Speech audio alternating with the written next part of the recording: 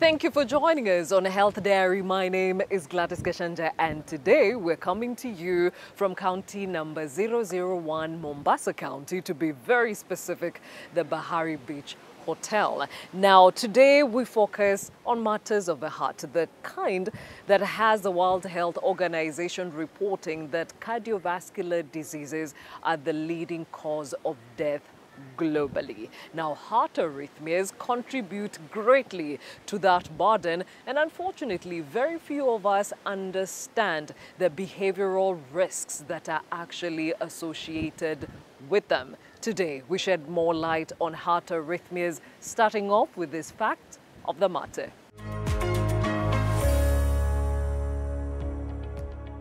Heart rhythm problems or heart arrhythmias occur when the electrical impulses that coordinate your heartbeats don't work properly, causing your heart to beat too fast, too slow, or irregularly. Heart arrhythmias may be harmless, but in some cases can affect a person's quality of life and can also be life-threatening. Depending on the type of arrhythmia, the goal of treatment is to control or completely eliminate slow or irregular heartbeats. Adopting a healthy lifestyle, especially after correcting a heart arrhythmia, is strongly recommended as some conditions can recur. I used to feel my heart could beat so fast, so I had the palpitations. At times I could feel dizzy, and even at times I could feel shortness of breath. I had just been diagnosed with hypertension, so I used to think maybe those are just because of hypertension. But along the process is when I was made to realize that it was a cardiac issue. Initially, I was so depressed about it because I was still young. Then I didn't know if it could be treated. At some point I was told I can't even swim, so there's some things I couldn't do. And at times even at work I had to be cautious because now even my colleagues, they were so keen when maybe I start experiencing those episodes, at least they were also sensitized on how to handle me. The first time I was diagnosed with the atrial tachycardia was in 2015. Then I was advised that I need to do something called an electrophysiology study. So I was taken to India. That was 2016 January. I was done ablation. And in 2017, they started again recurring. I even remember calling for a priest. I was brought, Father Gilbert. I told him I want him to pray for me. I die a peaceful death. But 2019 now, when it was more frequent, I had to go for the ablation, the electrophysiologist and then the ablation. I thank God since then I've not experienced the palpitations anymore. Previously, I had restricted myself from taking things like coffee, meat, but currently I take them, though in moderation, but I can say I'm back to my normal lifestyle. For those ones who have similar problems, I can say if they seek treatment earlier, it is something that can be rectified. For our medics, it's good at least they also be sensitized and be made aware of the locally available channels in which somebody can get the care or access the care. I'm a civil servant and I really thank NHIF because they catered for my costs. All my costs were catered for by NHIF.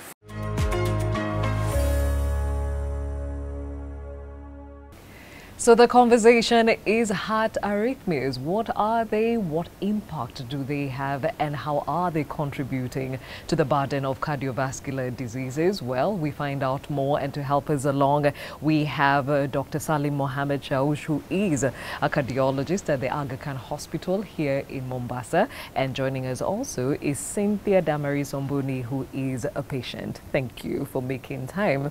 Now, Dr. I'll start off with you. Before we delve even into the details of heart arrhythmias, how would you describe how a normal, healthy beating heart functions? A normal heart rhythm has two components. One is the regularity, which should be regular and predictable of the next beat, and number two, the usual speed is between 50 to 100 beats. So anything higher than that, lower than that, or irregular is termed as an arrhythmia. Does this apply for both children, adults of all ages? No, for mostly above 18. For the adults, the younger you go, or the younger you are, the higher heart rate you have. As you grow up, by the time you are 16, normally you'll have a heart rhythm, a heartbeat of 50 to 100. And the more you move around, the higher it gets. And when you sleep, it may get lower than 50, which is also okay. Okay, so in the case of heart arrhythmias, as you've mentioned, how many ways can the heart malfunction? There are diseases that will have a very slow heart rate of 20, 30s. There are diseases that will have a very irregular beats, like atrial fibrillation. And there are heart rates that will go up to 160, 200, 240, and those are SVTs and VTs. The causes are very wide, but simply divided. They're either congenital, that you're born with an extra circuit, and the things that happen that irritate the muscles of the heart. And they work like a blink of the eye, which causes an extra beat. So if the beat comes before its time, it's a premature beat. When those premature beats come together of 3 or above, then it becomes a tachycardia if the heart rate is more than 100. So Cynthia, Yes. which of those do you suffer from? For me, it started when I was young, maybe in high school. But I remember most of the times my mom could take me in the hospital and they could say maybe it's ecologically, or maybe I have anxiety, or I don't want school. Then after my college, I went to Dubai for work. So one time I was at the reception, then I just realized like my heart is pumping very fast. And I was just on my normal duty. It was very early in the morning actually. Then it was beating so fast that my body could not even handle it, I think, because the next time I woke up, I was in an emergency room. So the doctor there in Dubai was like, did anybody give you bad news? Or I was like, no. Then that's when they told me you have a condition called SVT, and they decided to put me on medication. That was 2014. 2015, I conceived. It even got worse because of the pregnancy. One time I'll be walking, then it will start beating very fast, then I collapse. So that time we were told we go to Kenyatta, there's a good doctor. We went there, they told me, but unless I go to India, but first I finish with my pregnancy term, then I go to India. So I gave birth, I thought it'll get better. It was not getting better at all. Even at times I'll wake up like in the middle of the night because my heart is, even when I'm asleep, like my heart will really beat so very fast. By the time I'm struggling like to call maybe somebody to help me, I'm already like unconscious again. Yeah, that's when we went to Aga Khan. Then Aga Khan told us, we have a very good doctor in Mombasa. Why don't you go down to Mombasa? The procedure can be done. So SVT, usually you have a normal source that controls and feels your body. If you're asleep, slow, if you're walking around, faster. So SVT has a different source, does not obey those commands. It may just start suddenly, and her heart rate during the test, they would go over 220. And because the heart rate is too high, the blood pressure drops, she'll feel dizzy or even collapse. So the drugs only controls the episodes, does not cure the disease. An opportunity to cure it and be off medication is that procedure that someone told her, called an EP study with ablation. After the diagnosis, did the family now start to put two and two together and perhaps see other family members who have the same issue? Actually, nobody in the entire family even has any heart condition, apart from diabetes, which is my dad. The rest are so healthy, completely healthy. For those who will have diabetes and have hypertension, may have a higher predisposition or higher chances of having diseases like atrial fibrillation. Now, SVTs, no. It's more prevalent in the younger people. Atrial fibrillation is more common for people above 35, 40. As you age, it becomes more common. And there are different type of arrhythmias called ventricular tachycardias. Now, those most of the time happen with people who had a heart attack. After remaining with the scar of the heart attack, years later, they develop a circuit around the area which had a heart attack and developing VT. Now those may be connected with the hypertension and diabetes. So there are other causes. I was reading up on sleep apnea. COVID-19 has also been put on that list. Is this something that you're seeing in your patients? Yes. Things like atrial fibrillation is highly connected with sleep apnea. And the reason is whenever other parts of the heart muscles are irritated because of lack of oxygen supply, like in sleep apnea, they become irritable. So anything causes an imbalance, makes them fire impulses, causing the heartbeats. And one of the treatment to control atrial fibrillation is to control the sleep apnea. So you were talking about the major symptom being the palpitations of the heart. What other symptoms did you have? So it was just the palpitations. Okay. I was like, I need a permanent solution because now walking was a problem. I can't go somewhere by myself. One time I remember even I'd gone to Gikomba game. I woke up, like everybody's just staring at me. Thank God I was not alone. How long would you be unconscious for? Like minutes, 10, like 5 minutes. Yeah. Some people have short-lived episodes, few minutes, but as soon as you go back to a normal beat, your blood pressure comes up and you wake up. Some people have it for longer time, and that makes them have longer time of being unconscious. They would regain consciousness, but feel so weak because of the blood pressure is very low. Okay, so apart from the passing out, which other physical symptoms should somebody look out for? If you have palpitations, we feel you're the lucky ones. Why? Is because when you just mention palpitation, it triggers the test for heart diseases. So you're lucky. But those patients are around a third.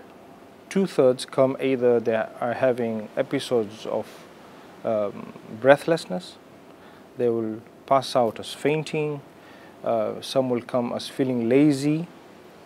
Recently I had a lady who came and the husband was like, whenever she wakes up in the morning, she's just lazy. And the lady will say, no, I'm not okay. After 1-2 hours, I get better and I'll do everything I'm supposed to do. But when I wake up, I just don't feel like doing anything. And we detected that the heart rates go to 32. But when someone says, I'm lazy, I'm tired, it doesn't trigger cardiac tests. Now, one of the major things in arrhythmias is measuring the heart rate during an episode. Unfortunately, most of the patients will have an episode somewhere else, then come to the hospital. When they get to the hospital, the heart rhythm is okay, the blood pressure is okay, then they put a question mark on the patient. Were you really sick? So that would in itself inform why there's a lot of misdiagnosis and delayed intervention. Okay. I was reading up on the fact that there are some heart arrhythmias that may be harmless. So the most common one is sinus arrhythmia. It's just a normal physiology. It's when you take a deep breath, your heart rate changes, and you breathe out, it goes back to normal. You don't need to take any medication for that.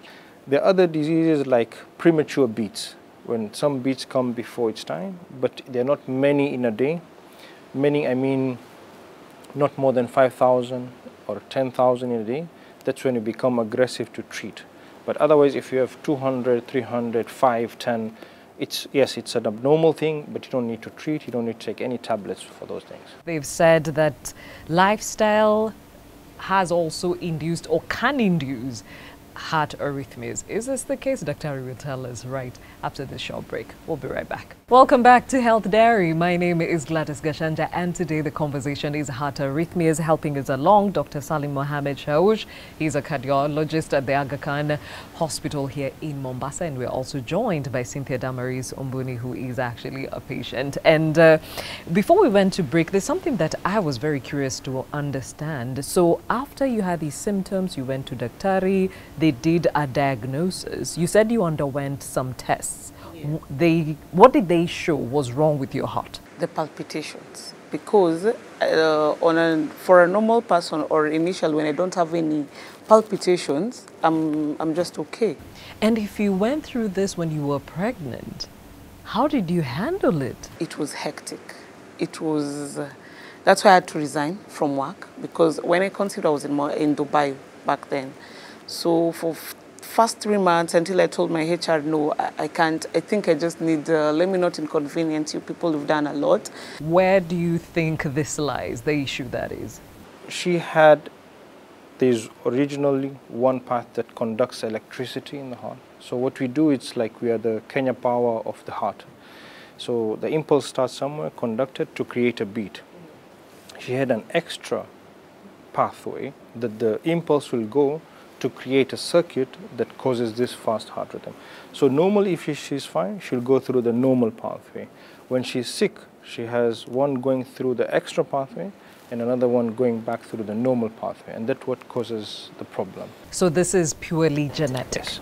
Okay. So talking about the risk factors, I mentioned before we went to break that some of them are lifestyle induced, like smoking, consuming too much alcohol. Which are those? Particularly out of the many arrhythmias, the most common one is atrial fibrillation.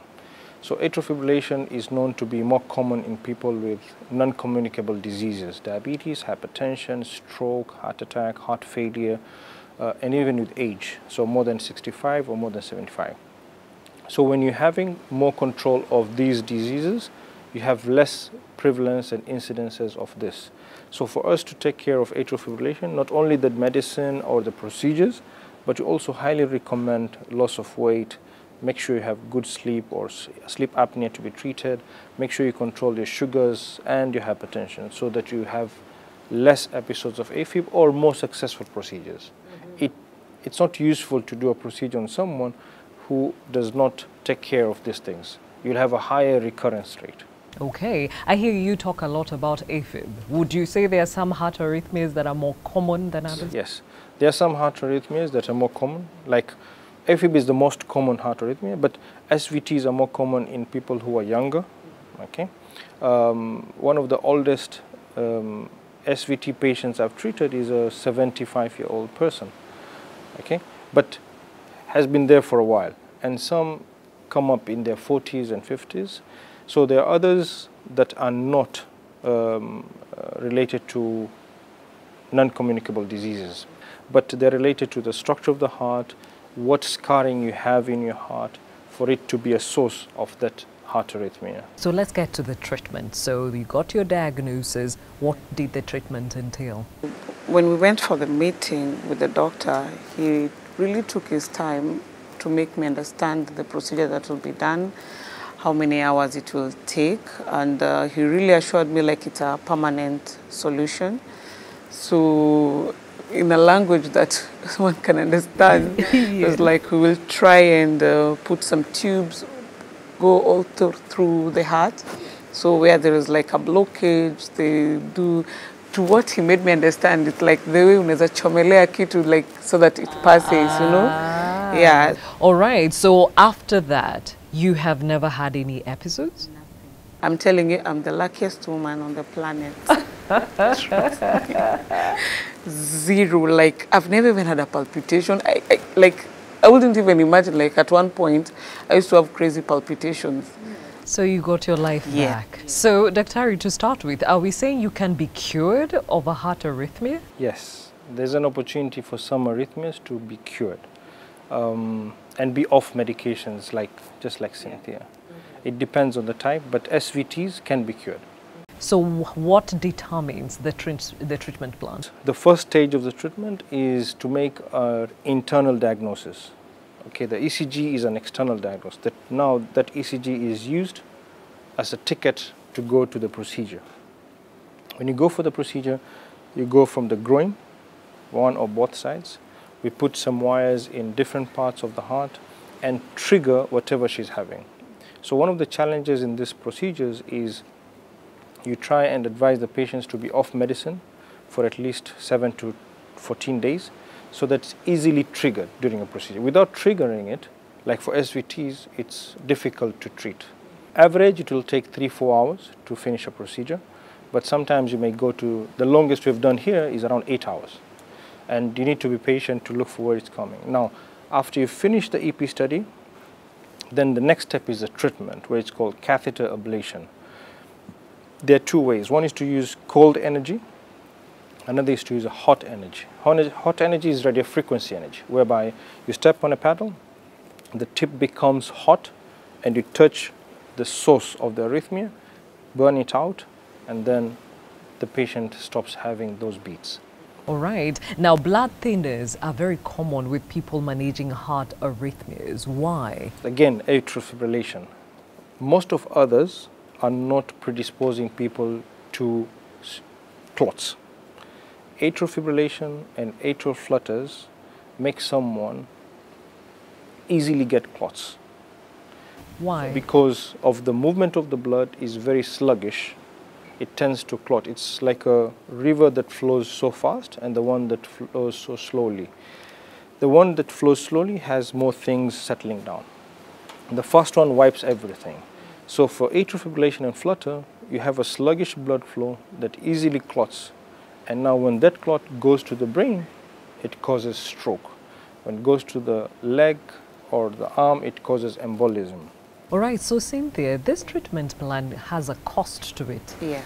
How did you settle the bill? I didn't have my own personal cover, so NHIF approved a certain amount, like half of it. So I was able to raise the other half through friends and colleagues and family. Treatment is normally delayed because people cannot afford. Unfortunately, in Kenya, every step is a shilling. So you'll have people who can't afford, they are sick, and we have to look for means sometimes to help. We look for donated items to reduce the bill because totally covered insured patients are not many in Kenya. So we tell people, just for those who are not formally employed, please just be NHF members. You never know. This is something that may help you or your spouse or your kid one day, just in case. And do we have private insurance covering this? Sometimes there is a misunderstanding of the disease, of is this should be covered as a chronic condition, is this something you're born with?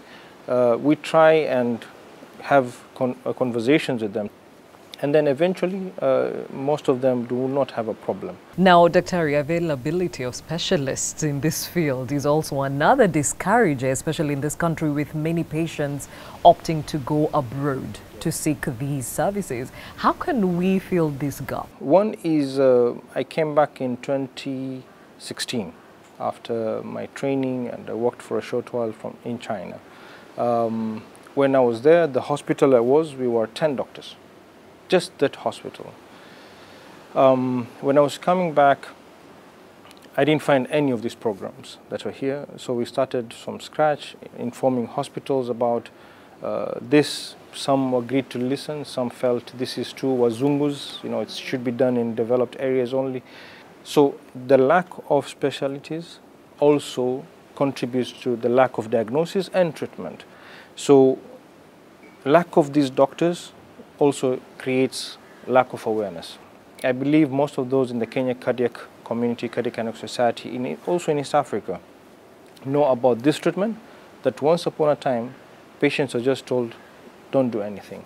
Or for those who can afford and go abroad, we get it from outside. Okay, all right. So Cynthia, you have your life back, but of course, you've had to change your lifestyle a little bit to ensure that you maintain this new you. I don't do coffee. I stopped drinking, eat healthy, because it was really a scare for me. I'm very, very comfortable now, unlike before. And now that you've gone through the treatment, what would you encourage others that are afraid of going through the treatment in itself? If it's something that keeps on reoccurring, it's best to go get checked. You never know. Probably it's not that anxiety. And since treatment is there, me being a witness out of it, it's better they seek medication. Okay, Dr. apart from heart attacks, which other complications does heart arrhythmias cause? One of the worst complications of heart arrhythmia is sudden cardiac death. Okay, so we have even people who are known to be fit. We recently had a player in Euro 2020, Ericsson, who just in the middle of a football match, he had a cardiac arrhythmia. Luckily, he was resuscitated and he was given a defibrillator that would shock him should he have another arrhythmia. So it can make your heart weak, it can make you black out, it can cause sudden cardiac death.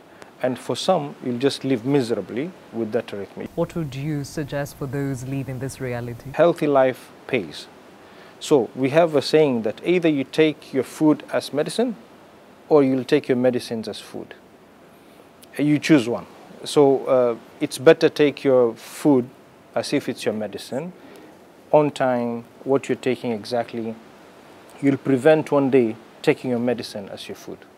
Very well said, Dr. Salim Mohammed Shaush, who is a cardiologist at the Aga Khan Hospital, Mombasa, and of course Cynthia Damaris Ombuni, who is a patient. Thank you for allowing us to learn about this condition through your own experience. Time now for the health tip. Flossing basically is cleaning in between the teeth where the brush cannot be able to reach.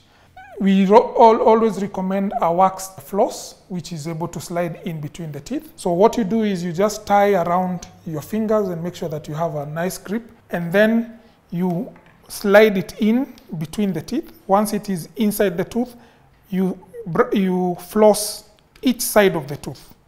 This side, the tooth towards the back, and the tooth towards the front. The most important step is how to remove, especially for those people with tight contacts. You are not supposed to force the floss out like this. You are actually supposed to slide it out, because we still want the contacts to remain tight so that food does not pack in between the teeth. And like we said, flossing should always be done before brushing so that you dislodge the particles that are in between the tooth, and then you come in with the brush and brush it out.